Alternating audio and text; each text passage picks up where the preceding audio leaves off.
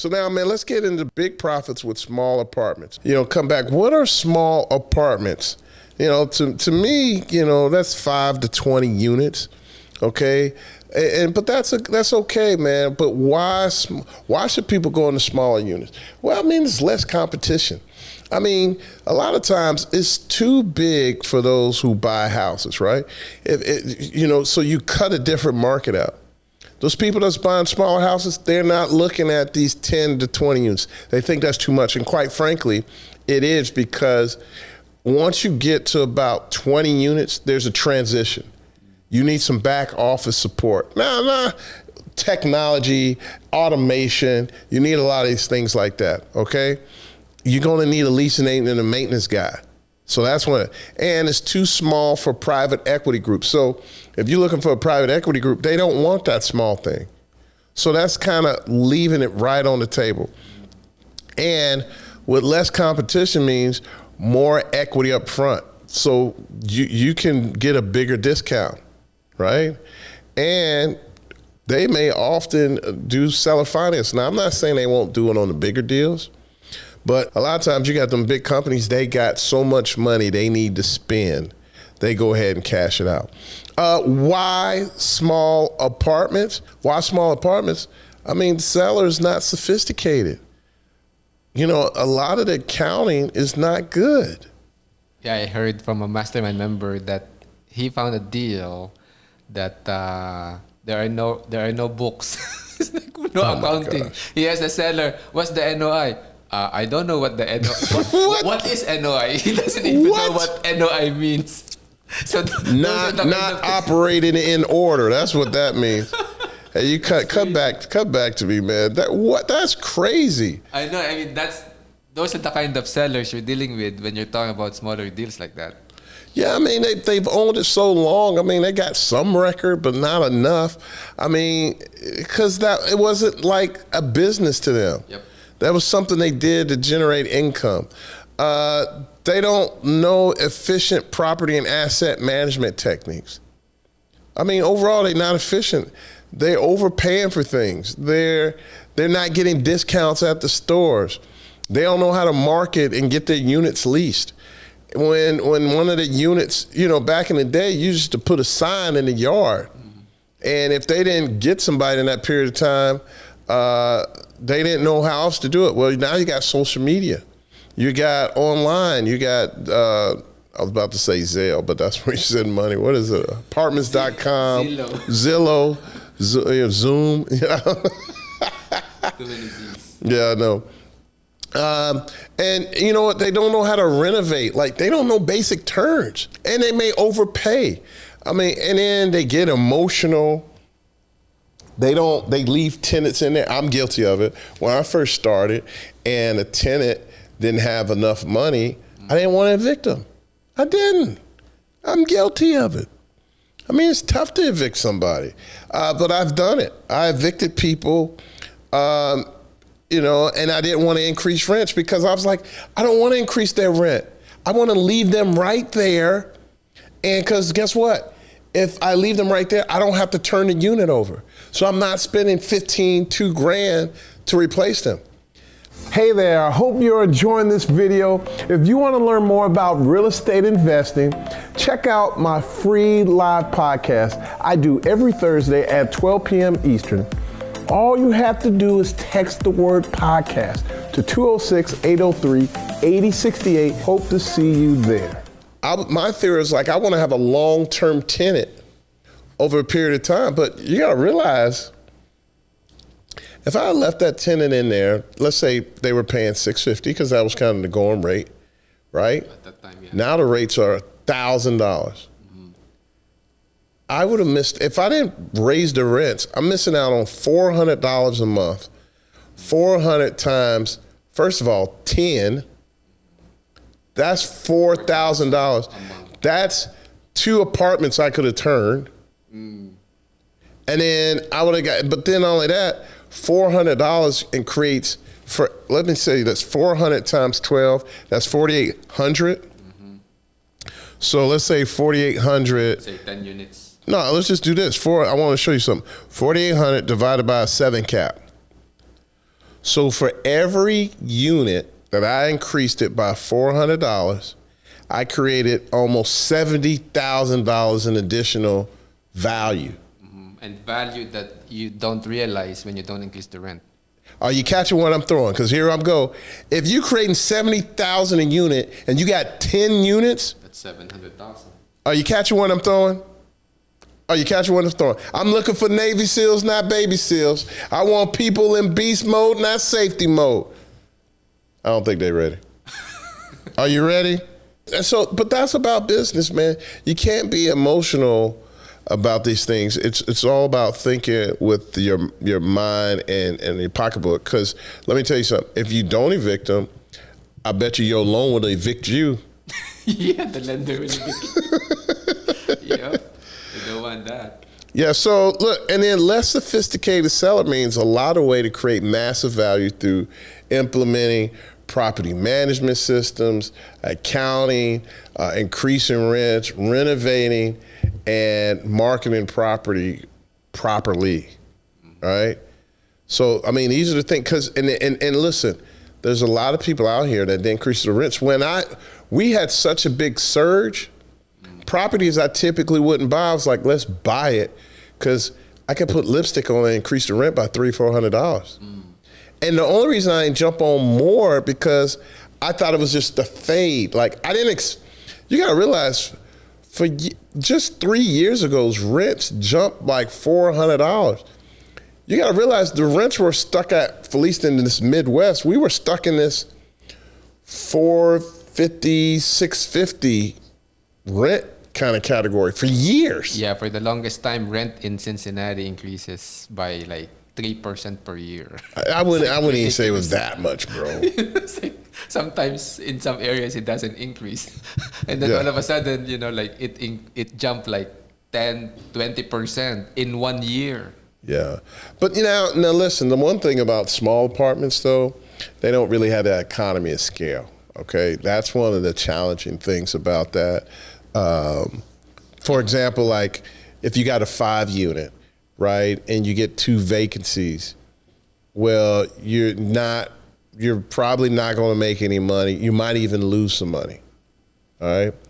Now, don't get me wrong. I'm not knocking to get a 5-unit. If that's where you feel comfortable, that's your comfort zone, go for it. If you want to be like that squirrel that was trapped in my office the other day, I had a squirrel.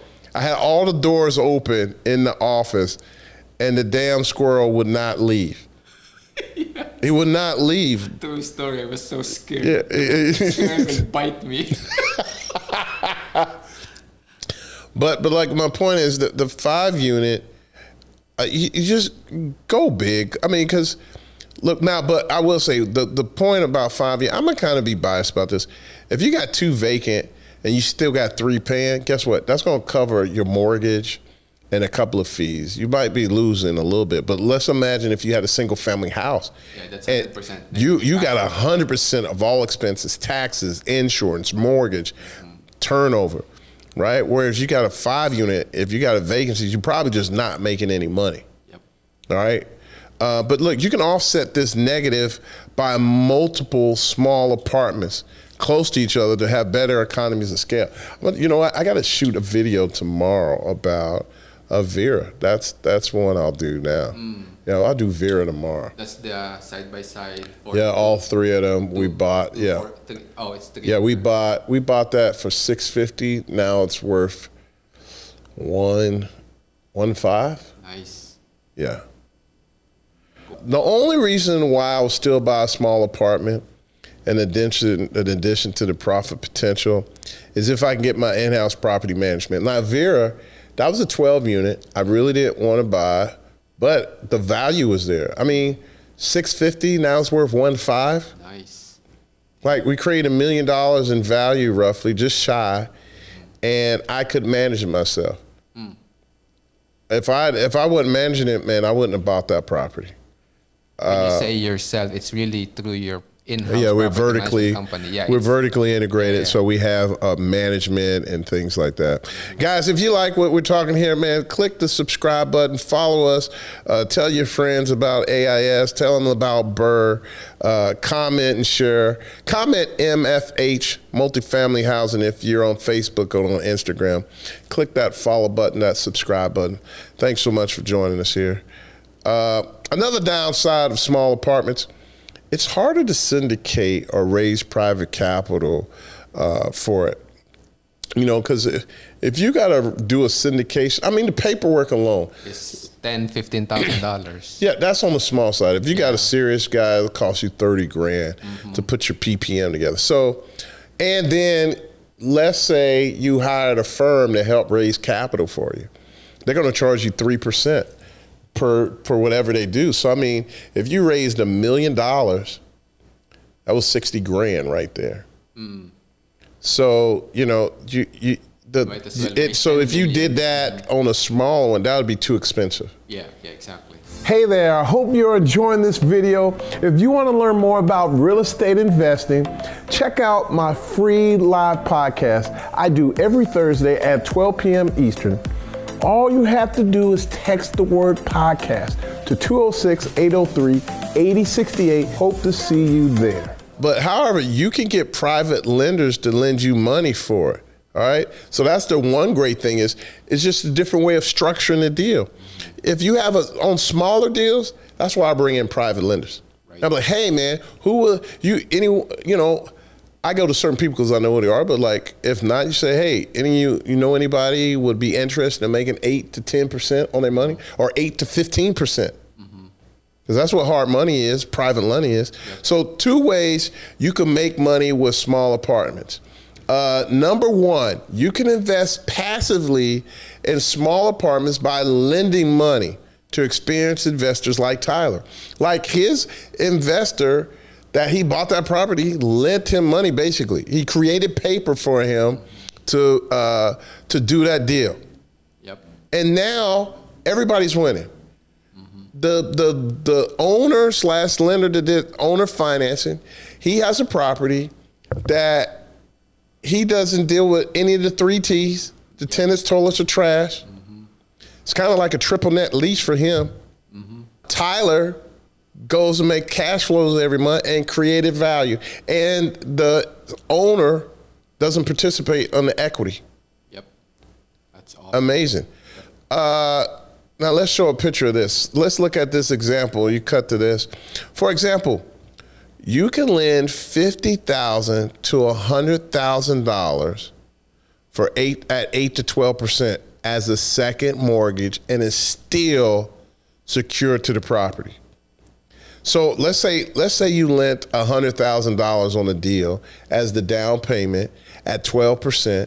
You can make $12,000 annually on your money. Yeah, it's $1,000 a month.